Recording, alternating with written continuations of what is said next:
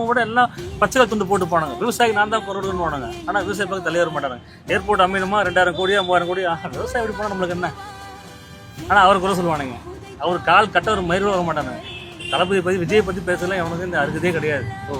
அதனால் அவரை பற்றி விமர்சனம் பண்ணவங்கலாம் கேடுகட்ட இதான் சொல்லுவாங்களே, அது கேடுகட்ட அரசியல்வாதிங்க தான். நான் எப்படி பார்த்தா இவனுங்க தடுத்து நிறுத்தணும்.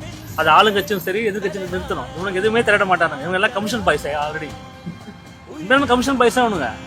நம்பால் தான் இறங்கியிருக்காரு. அது அதில் ஏகப்பட்ட தடை வேற. இதுக்குள்ள ஆடம்பரம்.